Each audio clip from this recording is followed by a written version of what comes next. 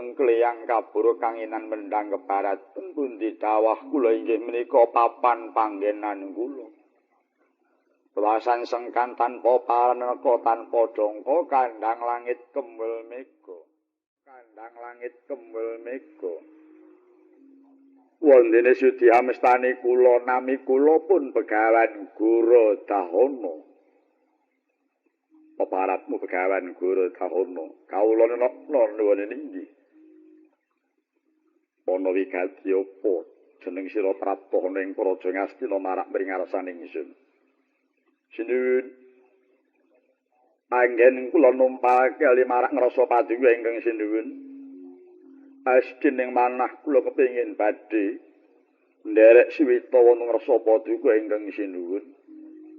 Badan kula ingkang namung sepata menika kula siwitakaken wonten ngrasa paduka Sang Nata mugi migunani tumrap anggen paduka ngasta pusaraning adil. Yen pancen sira bakal swita marang jeneng ingsun, apa jeneng sira ngerti marang pawitane wong kang bakal ngawula. Wilonon.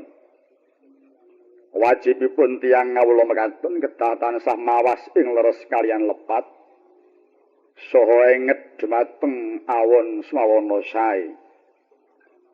Anggenipun matrapaken dhateng kedaling lisan saha baing badan. Patrapipun kedah mawi empan, wondene lungguhipun kedah mawi papan. Kanthi angagema duga lan watara sampun ngantos nilar dhateng pamrayogi dalah raringa ing pengajap supados saged reksa rumeksa ingkang wekasanipun dados rasa. Karana wiwiting rasa mekaten saking reksa rumeksa. Mangkono Sang Begawan kawula noknon sinuwun mawantu-wantu kula badhe nyingkiri dhateng nistanipun tiyang ngawula. Awit petangan kula nistanipun tiyang ngawula menika wonten pitu ingkang sepisan. Inggih menika Hamangra Tingal, kaping kalih Abondo Sumitra, kaping 3 Hasarana Watur, kaping sekawan mikolehaken dhateng diri pribadi.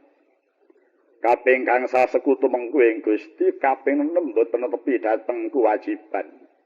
Kang wekasan inggih menika hiren meren dhateng rencangipun. Sasaged-saged sinuwun kula badhe netepi dhateng madyanipun tiyang ingkang siwita, inggih boten lepas saking sabta perkawis. Ingkang sepisan sinebat pabriying karyanipun kaping kalih nggugu mituhu dhateng pangandikanipun ingkang dipun suwitani. Kaping 3 saged nampani dados dawuhipun. Kaping sekawan purun nglampahing parentah, kaping gangsal narimahing pandung. Kaping 6 sinebat ajrih dhateng pepacuh ingkang wekasan kedah tansah angin dhateng wahyaning mangsa wala. Syukur bagi kula saged nindakaken dhateng utamining tiyang ngawula. Awit utamining tiyang ngawula mekaten wonten 6. Sinebat gemi dhateng piwucalipun ingkang dipun kawulani. Kaping kalih saged nasaping wadinipun ingkang dipun suwitani. Kaping 3 nastitekaken dhateng sawenehe ingkang dipun suwitani. Kaping sekawan ngatos-atos sak solah bawanipun salebetipun ngadhep wonten ingkang dipun suwitani. Inggih kaping gangsal inggih hanyemrekti kedhap sasmitanipun ingkang dipun suwitani. Ingkang wekasan mantep madhep menawi bina botaning kewuh kaliyan ingkang dipun suwitani. Menika sinuwun menggah lelambaranipun anggen kula suwita ing Padukendra.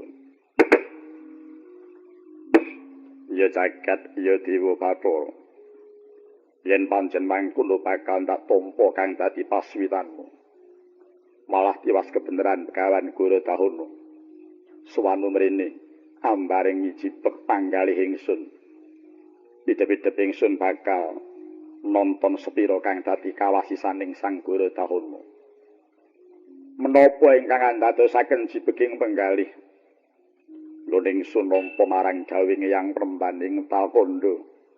Dawing Bapa Durna Kakang Narapati Ngawangga kang ora bisa jumbuh karo waturing paman kepatihan. ingkang rinembat perkawis menapa anggon ingsun bakal ngreksa suwunging praja Ngamarta yang perempuan bapa Durna lawan Kakang Awangga nyarujuki ananging paman ing kepatihan ora sarujuk. Sinuwun menapa sakinten kepareng menawi kula badhe nderek matur ingkang atur kula menika mangke kenging kagem lelambaran ingkang paduka nglimbang pelenging penggalih. Ya piye Sang Brahmana. Jagat menika badhe wonten perang ageng nadyan kathah namung delekipun wonten sekawan. Ingkang sinebat Sarikuda Pawaga kaping kalih Pamuksa kaping 3 sinebat Guntarayana ingkang wekasan nuninggih sinebat Bratayuda Jaya Binangun.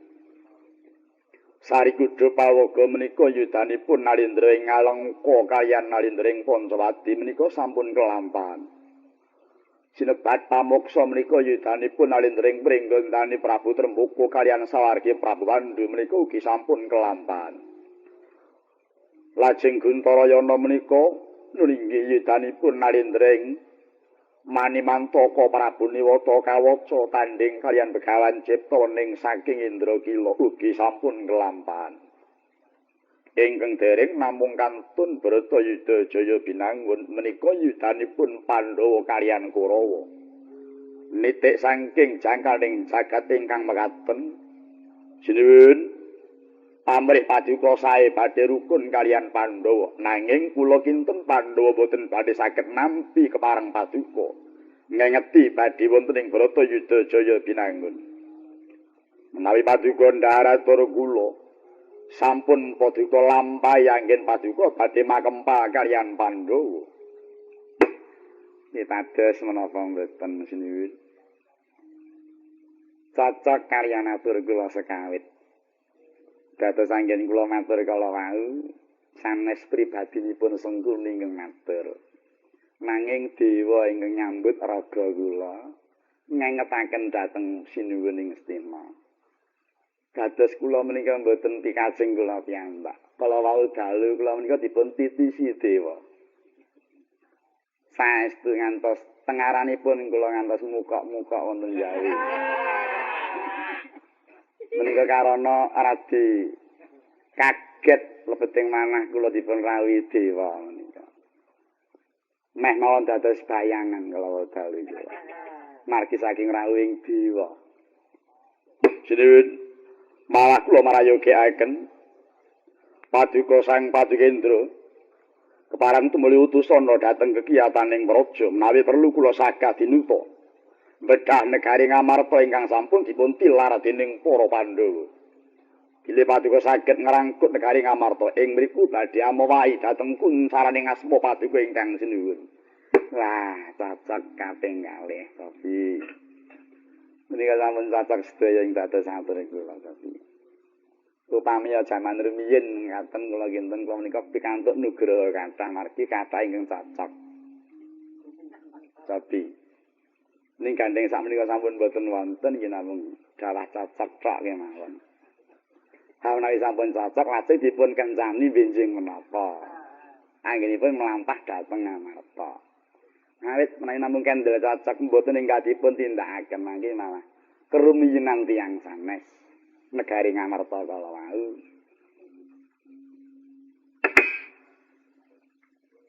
Kawan Guru Tahono, kula nuwun wonten dawuh. Upamane jeneng ingsun mitu kang dadi aturmu. Apa sekirane jeneng sira saguh medhah Ngamarta nyirnakake sisaning Pandhawa. Oh, sampun kuwados. Menawi namung pranakan Pandhawa kemawon, kula sambi sila tumpang mbok menawi mboten ngantos sedalu kula kelampahan medhah negari Ngamarta. Kakiyatri sang kapirang rinangkul kinempet kampet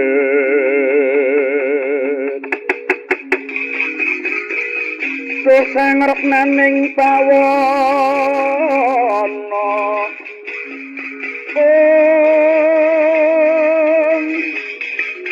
yoki tukang walang ati ya gitu kang ana sing biar ya gitu kang kudu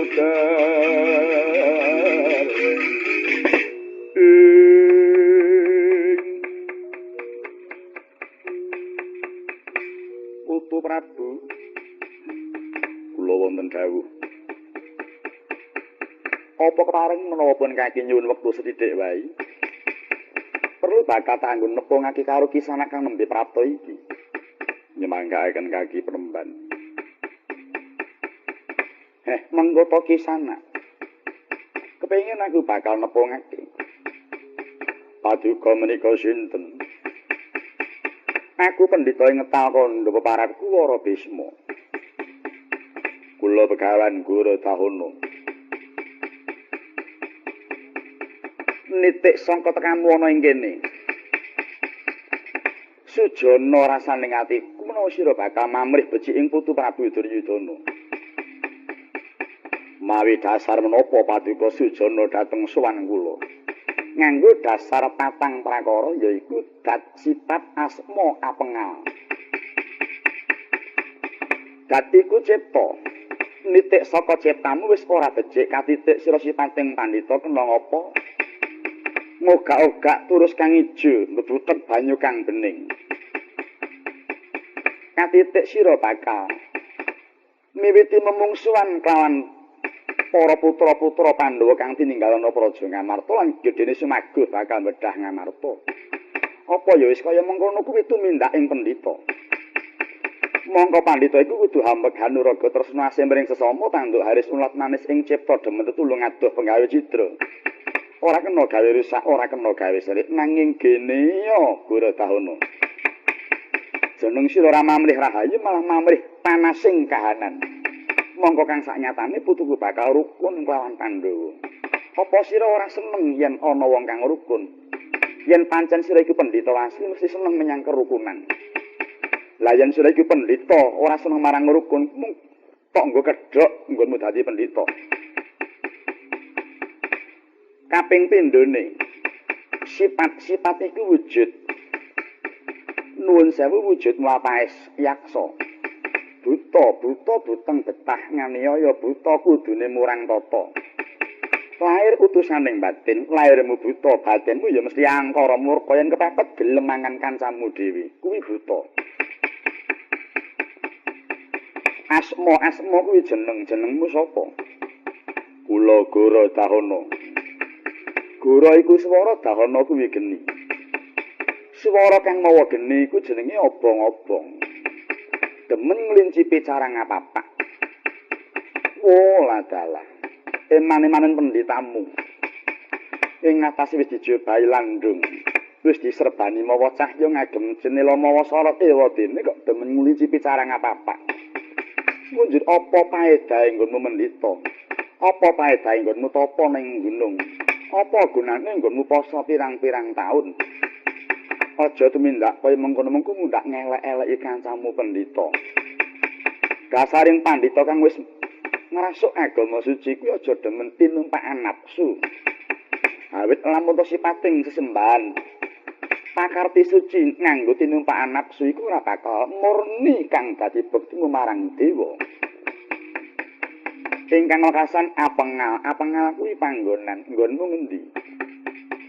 Kula kandhang langit kemul mega. Ing ngatasi awakmu dhewe wae durung pernah gene kok demen nata karo wong liya. Aja sok nata wong liya dhisik yen durung pernah papanmu dhewe. Aja sok metani alaning liyan yen pancen pribadimu dhewe durung resik Guru Tahono. Mula prayoga semingkira wae aja dadak kuwi banjur melandhep marang gaman kang wis papak yektine putu Prabu bakal rukun karo putu-putuku Pandhawa. Nyuwun pangapunten Penemban. Kula sowan mriki menika mboten sowan paduka Penemban. Ingkang kula sowani sinuwun Prabu Duryudana. Paduka mboten gadah panguwaos wonten ing mriki. Lho. Kok gumampang sira muwus menawa ora duwe panguwasa? Sira wis nate maos sejarah Ngastina apa durung? Dereng. Oh, memper. memper yen ora nate mau sejarah Ngastina ora ngerti sejatine Bisma kuwi sapa. Oh. Pendhita Cahaya kok teka. Ora ngerti sejarah Ngastina urung tau maca kok njeneng ngarani sing ora-ora. Ora tau maca sejarah. Nyang ndi sing digawa koran karo majalah. Sing ora ana sambungane karo jejibanmu dadi pendhita. Gawan Guru Dahono. Sumurupa. Upamane Bisma kuwi gelem dadi ratu, tak kira sapa-sapa ora duwe sahabat iki tinggalane wong tuaku biyen. Tilaraning sawargi Rama Prabu Sentanudewa, upama aku gelem dadi ratu, Duryudana sak sedulur ora duwe. Nadyan aku ora dadi ratu lan moh dadi ratu, ning aku uga duwe tanggung jawab ngreksa katentremaning Praja Ngastina sak wutuhe. Sak menika namung gumantung Sunan Prabu Duryudana kados pundi. Ndaharature kula menapa mituhu dhateng sabdaning Begawan Bisma. Nuwun mangkita para pinisepuh ingkang sami lenggah. Kaparengan nampi ing dados dawuh kula. Sinten kemawon ingkang boten nyarujuki dhateng sabdaning Begawan Guru Dahono saged nilaraken Praja Ngastina. Bumi gonjang kancing langit kelap-kelap katon reginjang ingkang mawon gandrung. Sabarang kabulu kirmoyak nangis.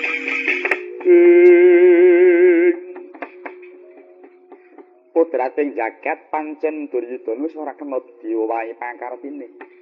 Angger ana barang anyar gelis oleh ndaku, gelis oleh ngrangkul. Ning ora ngerti yen setemene barang kang anyar mau ya bakal dadi lawas. Oh, Putu Prabu yen pancen ora midu kang dadi dawuhku petah apa Bisma kesuwen ana Praja Ngastina. Wis yen ana apa-apane aku ora bakal melu nyampuri lakon iki pun kaki kundur nyang petapan lakon iki.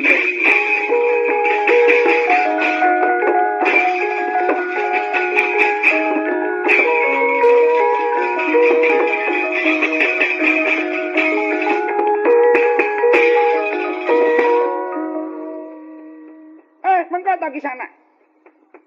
Lho menika sinten malih? Aku Pendhita saka Lima Peparap Kudang Hyang Durna.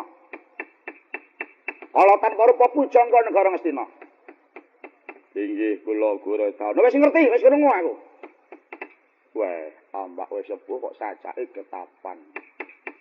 Kurang sabaran penggali. Wonten menapa?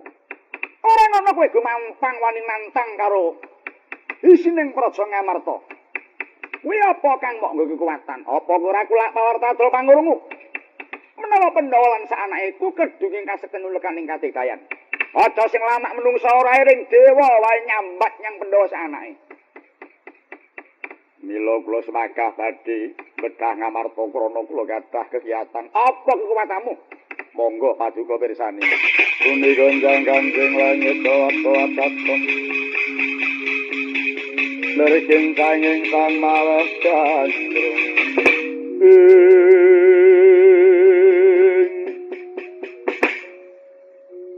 Menika penemban pusaka ingkang kula anggep yandel kangge bedah negari Ngamarta. Loh, apa kuwi? Kono bunder alus men kuwi. Lagi iki.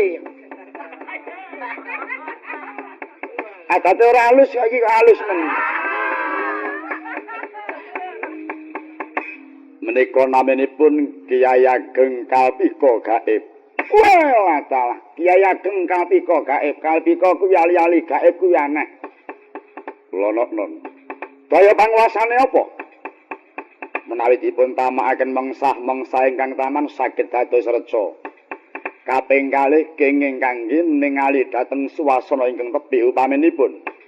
Wekdal menika Pandhawa mapan wonten pundi menika saged dipun tingali saking Kalpika Gaib ngriki. Oh, ya mung lumrah wae kaya ngono kuwi. Ditamake wong sedaya reca kuwi mung barang sulapan aku ya isah. Namung kaya ngono kuwi. Kanggo nonton kahanan kang adoh. Kene ya wis akeh. Didelok cah cilik-cilik anggere sore kae. Ih, nyemanggaaken anggen paduka mestani. Anak Prabu Duryudana, kula wonten dawuh. Kanthi datengipun pendhita menika, kula kinten Ngastina mboten betahaken pujangga malih. tinimbang tanpa gina kula ngriki. Nyuwun pamit wangsul dhateng Sukari monggo.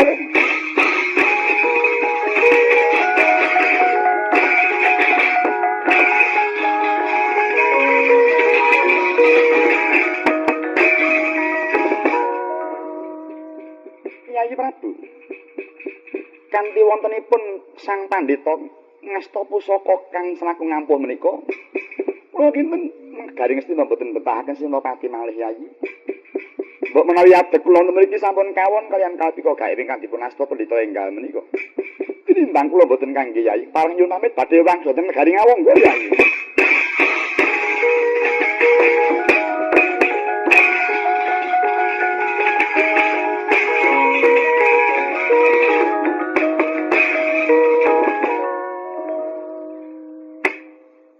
Ya jagat ya dewa Bathara.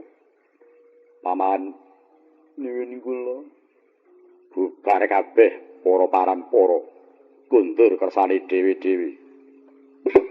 Sinuwun sampun ngendelong ing penggalih. Sang Bisma Kakang Durna sinuwun ngawangga kundur inggih kersanipun awit badhe kados pundi menika mboten cocok kaliyan Bathara Pratita. Tur malah kekathah menika wae. Sampun boten perlu dipun penggalih. Sekedhik waton tumanja menika dados lan mulyanipun ngedabiah kados kala wau menawi boten wonten tumanjanipun nggih boten gina. Pemanggih kula tiyang tiga kala boten penting sedaya menika. Malah ngatah-ngatahi panggenan. Cekap setunggal menika tos saged kangge piandel. Apa mengkono? Nggih. Sang Begawan, kula lon wonten dawuh gegandhengan para padha kundur marang palenggahane dewi-dewi. Mula jeneng sira Sang Begawan kudu ngwatake jenenging Prabu Duryudana. Oh inggih.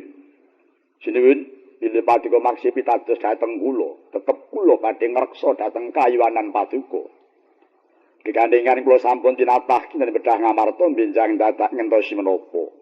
Keparing kula nyuwun pamit bidhah sakmenika daya-daya lumampah dhateng negari Ngamarta.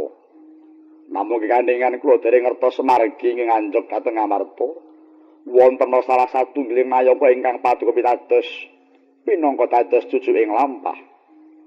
Ya sang perempan sekaping penyuwun bakal tak turuti lan nderekake harja muga lebet ing karya. Nggono bakal bedah negara Ngamarta. Paman Harya Sangguni. Kula nuwun wonten timbal ning ngadhawuh.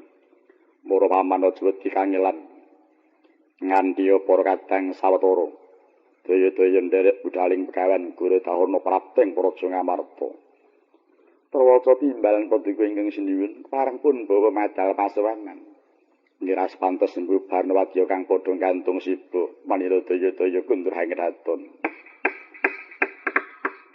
Katalika kaya mangkono wis purna pangandikaning Prabu Duryudana. Sabda Brahmana Raja sabda pangandika Brahmana Pandhita Raja Ratu. Pangendikaning ratu datan kena wolawali pindha Wikresna tumetasing patra Seta tan kena den icali. Sang Katong arsa kundrang daton. Sang Srinata arsa jengkar.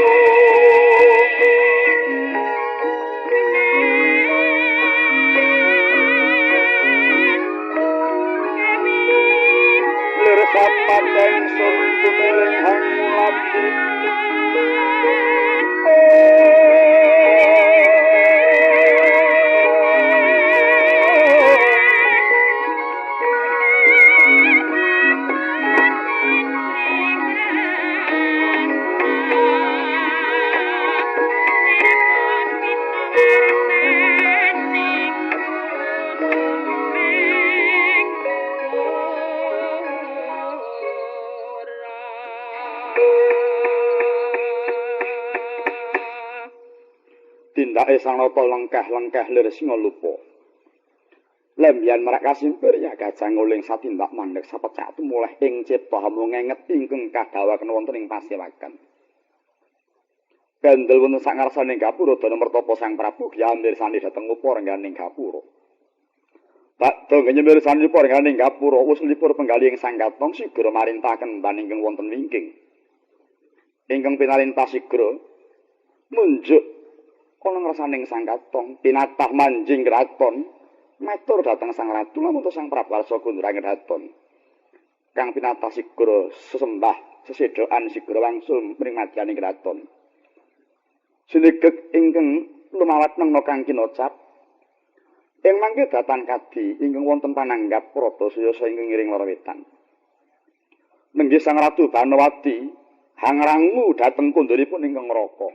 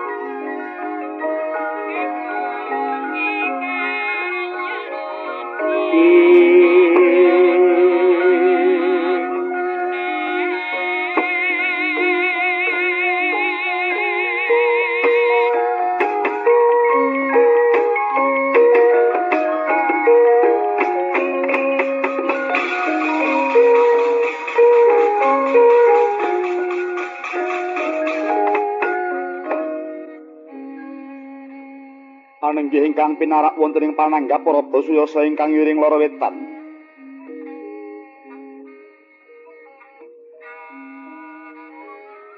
Menika tawarnane Prames Warinata putri saking Palatah Madras. Inggih saking negari Mandra kuat majaning Prabu Salya ingkang angka 3. Sesilih Sang Ratu Banuwati. Ya Dewi Banawati, ya Dewi Tanuwati. Milasta Dewi Banuwati, Banawati Tanuwati.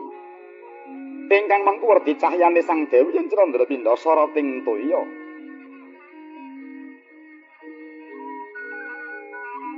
Wanita endahing warna turta karengga busana hiling-hiling atmajaning Ratu Kagaruh ing Nalendra mila kasuk kaunang-unang dadya panjanging kidung. Prameswari Tastina galak ulat gandes luwes sesulai demes wisarane. Bombrong katon mencoron besengut wimbo patut. Dasar salira jenar ambeng lekeres mestakos dengan maesan. Rek maca mengembang bakul tetep etap lirutinoto. Ati-ati sinom nyamitis panjerah palarapan nyelo cendani. Karena dengan jamur kuping pilingan hana pak palu sogoan kaya pinatut itu mengeng tawang. Alis nanggas pisan kasambungan bayu kaya pinulas netra mlalak bawang sebungkul. Pangarasan ramping wangi yang kabutung pepasulir pinatut grana ngrungi hatinya manggis karangat. Waja petak rintip lir-lir tutu metes jonggos jengang ngelung gadung dodo wijang pamidangan yang rajimas. Pambayun hangin yudento bebayu katon ngarancang astaning dewa gading dari jini mucuk tanjung. Lambung hanawon kemit cetik munga pocong sedulir pinatut pupu hamo kang gangsir.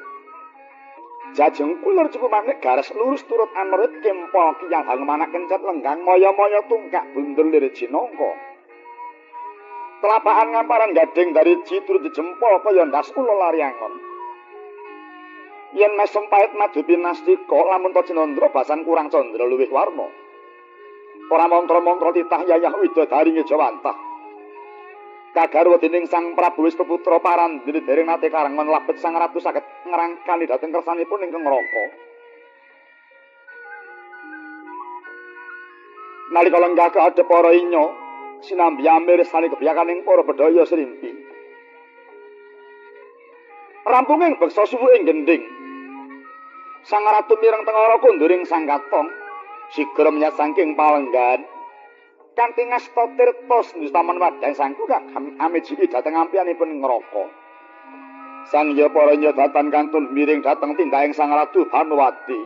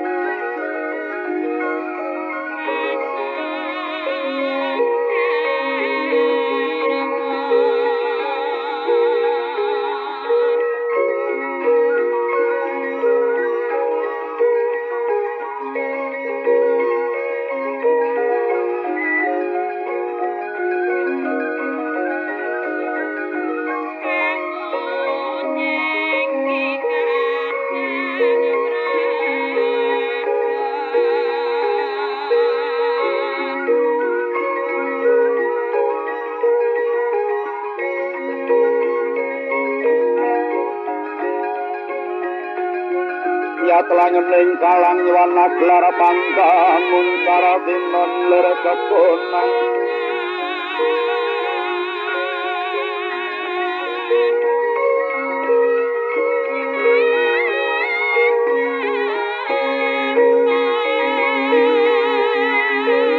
surem sorotitan padang kasar lan pacaring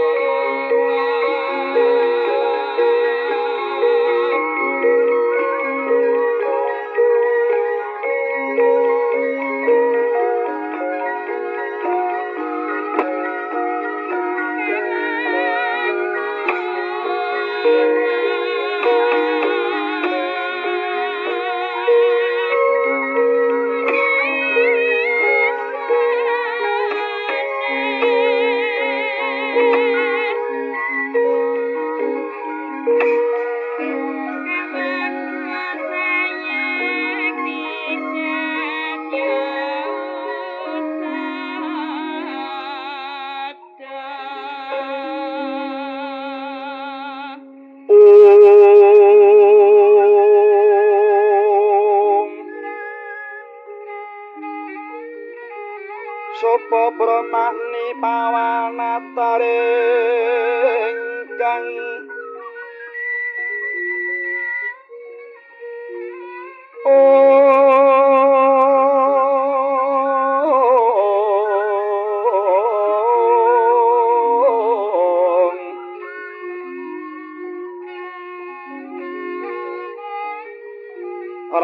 Mutiara hararas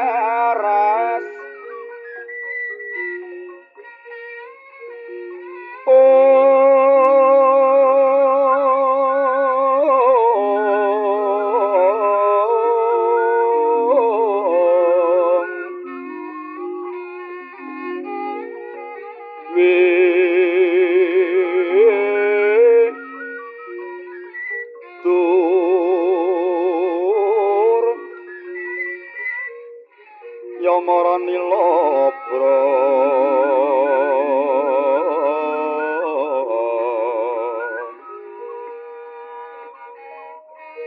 Prani pager tunjungnya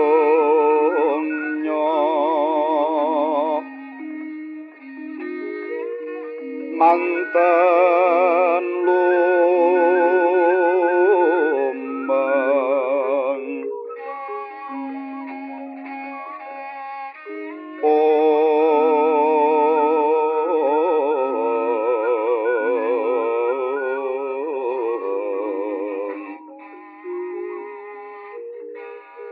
muntaping dening gapura macawi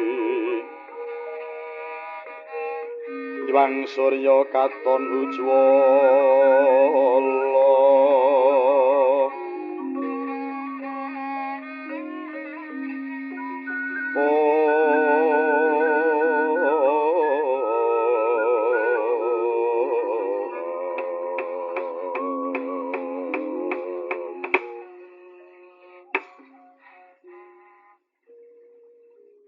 Kawula nuwun dereng dangu sakunduripun paduka ingkang sinuwun. Kula ngaturaken pangabekti mugi kunjuk wonten ing sandhaping pada. Ratu wis tak tampa banget pentrimaning pun Kakang sira ngaturake pangabekti. Pangestuku tampan nono Ratu. Kawula nuwun inggih kacadhong ing tangan kekalih kapundi wonten mestaka mugi dadosa jimat paripih. Ngantos sawetawis dangu paduka wonten madyan ing pasiwakan menapa ingkang dipun penggalih keparenga garwa paduka cumadhong dawuh. Ratu, marmapun Kakang sawetara swihana ing pasiwakan, karana ing pasiwakan karawan yang penemban ing Ngetakondo. Ingkang nalika semana ndak suwuni keterangan kepriye prayoganing yang penemban nggonipun Kakang bakal melu rumeksa Praja Ngamarta ingkang tininggal para kadang Pandhawa. Yang penemban nyarujuki, Bapa Durna nyarujuki, Kakang Narapati nyarujuki, Paman Sengguni uga nyarujuki. Saya mantep penggalipun Kakang, saya meneh kewimbuh tekaning Sang Brahmana Yaksa para pegawan Guru Dahana. Nalika semana marayogakake supaya aku enggal kumpul karo Pandhawa. Malah wektu dina iki pegawan Guru Dahana wis aguh dadi utusaning pun Kakang. Miwiti swan menyang Amarta. Ketemu kelawan para putra-putra Pandhawa. Mengko sak baline pegawan Guru Dahana. Ratu pun Kakang daya-daya bakal prapta Praja Ngamarta kang wigati purmeksa suwunging Praja Ngamarta ngenteni sakunduring para kadang Pandhawa. Tobat bingah manah kula ing tanpa upami. Dening mangke paduka sampun kepareng makempa kaliyan para kadang-kadang kula Pandhawa. Kula piyambak inggih ngungun ing ngatasipun boten kirang menapa-menapa parandene para kadang-kadang kula Pandhawa kok asring nglaraken praja sinuwun. Ora jeneng aneh lan ora jeneng mokal. Karana para kadang Pandhawa ngrumangsani dadi pangembaning kabeh para kawula Ngamarta. Mbok menawa ngene jengkar kuwi tetinju laladan sinambi niti jajan. Kula nuwun inggih. Bilih benjang paduka badhe tedhak dhateng negari Ngamarta, kula badhe nderek sinuwun. Kula inggih sampun kangen kaliyan negari Ngamarta. Iya. Pun Kakang ora bakal elek-elek apa kang dadi penyuwunmu. Besok sarimbit kalipun kakang bebarengan Prapta Waraja Ngamarta. Kawula nuwun inggih. Ratu wonten dawuh. Aku luwe. Lajeng ngersakaken menapa kepengin daharan. Nuwun inggih sampun cemawis daharanipun. Pekaramanipun kakang uga wis dicawisake. Nuwun inggih sampun. Yen pancen wis cemawis pun kakang bakal ngrasakake dahar Ladenono. Nuwun inggih. Sing apik nggon ngladenipun kakang. Yen sira bisa ngladenipun kakang pun kakang judo ora mung pisan nggon dahar. Arep tak katoke nggon dahar. Nuwun inggih nyemanggaaken dipun jura dipun lulura menika daharan paduka. Iya. Mula tata-tata aku arep dahar. Nuwun inggih sampun sewekdal-wekdal mundhut mboten badhe suwaling kayun. Iya. Sambeli aja lali. Inggih sampun wonten. Lalapane aja tak tinggalake. Karmaku kuwi pete. Inggih sampun wonten. Karo timun. Nuwun inggih. Inggih sampun wonten. Kemangi aja lali. Nuwun inggih sampun wonten. Rawon aja lali. Nuwun inggih. Sampun cemawis. Iya. Pun kakang kuwi dahar nanging kepengin mirengake larasing gending wileting Rama. Gamelan kraton apa wis cemawis. Nuwun inggih sampun. Menika sampun dipun tata kalimat dipaduka pun Kyai Lurah Subena Hadi Gongso. Iya, syukur pagi sewu. Abdi dalem krawitan wis padha ngadhep. Nuwun inggih sampun. Kabeh ana pira. Nuwun inggih wonten 3 dasa kalih. Wah, kokean. Nuwun inggih kangge janggep-janggep kangge sarep mbok menawi wonten ing sakit padaranipun. Iya. Abdi dalem Wiraswara uga wis ngadhep. Nuwun inggih sampun 3 dasa kalih sampun janggep kaliyan wiraswaranipun. Iya. Kyai Sabdaswara ya wis ana. Nuwun inggih sampun. Iya. Abdi dalem Presiden. Nuwun inggih sampun marak. Ingkang sowan menika Nyai Lurah Tantinah kaliyan Nyai Lurah Windarti. Nonong. Nuwun inggih. Iya. Pun kakang ngrasakake dahar kepengin diiringi sinom parijata. Nuwun inggih lajeng ngrasakaken sewantenipun sinten? Nyai Lurah Windarti kaya ngopo pengin bakal midhangetake. Kula nuwun inggih monggo kepareng mirengaken kon becike nggone nyewara. Undhaki belanjane. Para kanca-kanca niyaga ya didhawuhi sing gerak, sing sigrak, sing gembira, aja ana sing besengut. Marga tak salah kok kaya ana sing ora pati karep siji. Kon jamu. Nuwun inggih mangke kula aturaken, kula dawuhaken. Nggih. Yen pancen tabuhane becik senggane sayuk.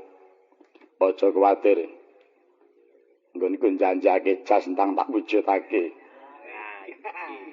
Nuwun inggih, nuwun. Nggih saestu nyamun dangu-dangu. Iya. Wis tak pilihake bakale.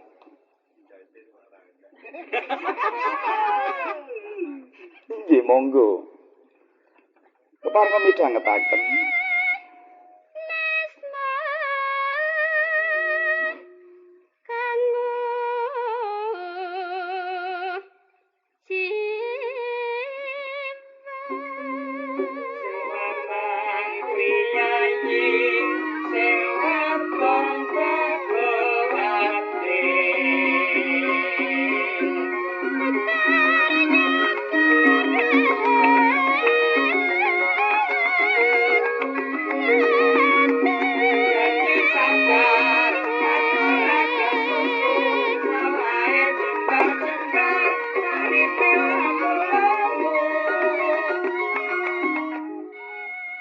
Ratu, wonten dawuh.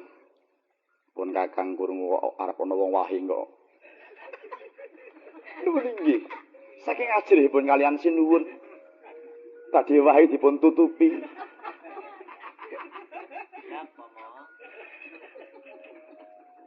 Ora kena sembrono. Janji wahing. Cowok 500. Patut. Sak wahing kok 500 ora patut. Ayo diteruske.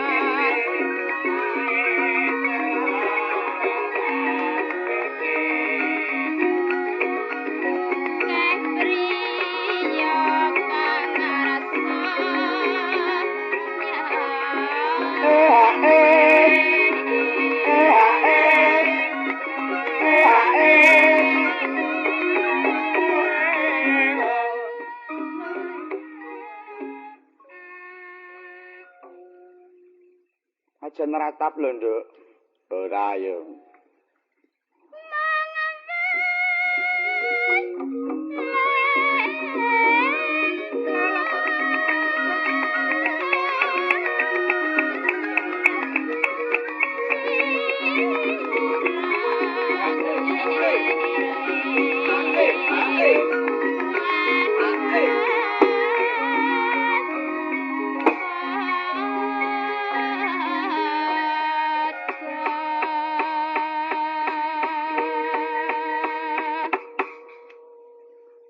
Suaramu apik.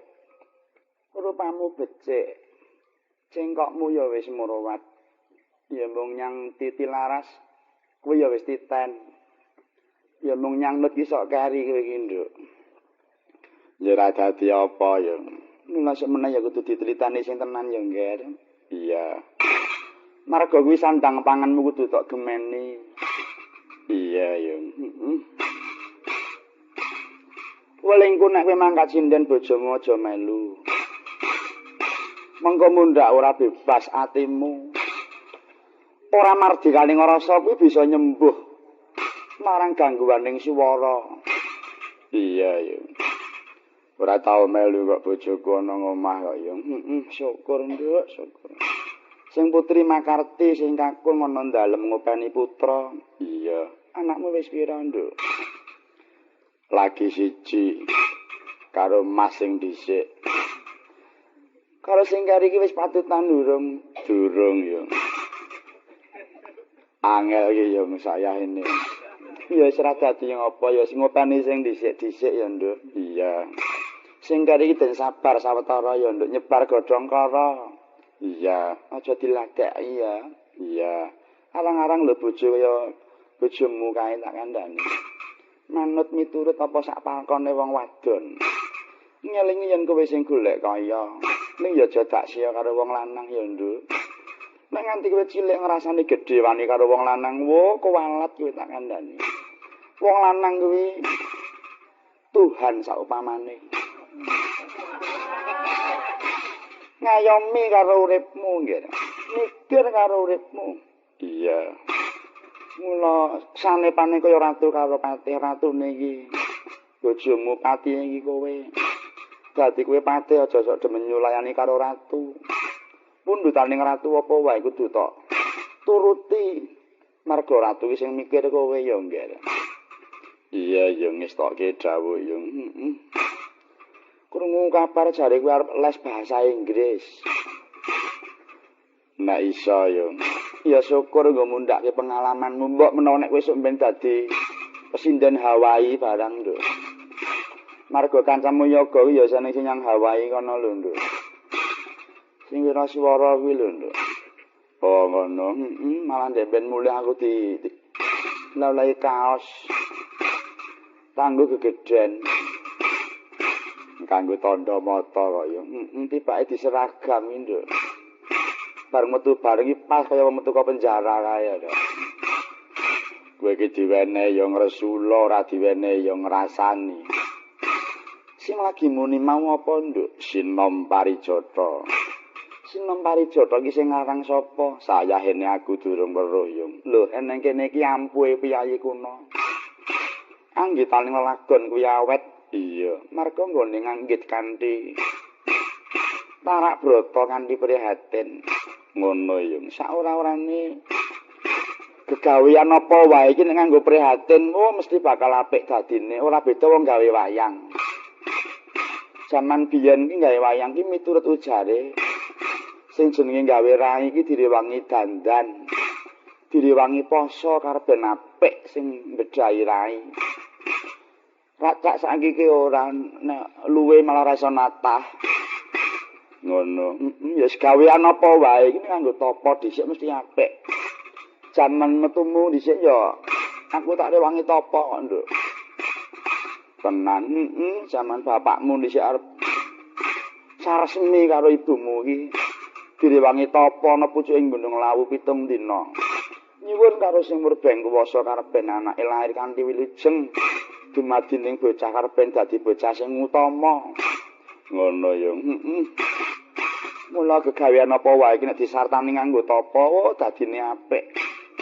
Iya, saya nek kowe sadurunge kumpul karo bojomu kowe gelem netepi marang tatananing agama sing tok rasuk, wah mesti bakal apik bocahe besok. Sak ora-orane wis didasari marang kawruh agama. Ngono, beda nek diwareki dhisik so dadine bocah malah ngongso-ngongso tak kandhani. Tenane, tenan iya enggak. Wah tak estokke dawuh sampeyan yo. So aku pengen duwe anak siji ngkas. Anakmu sing wis lair iki apa? Wedok, pengen duwe anak lanang.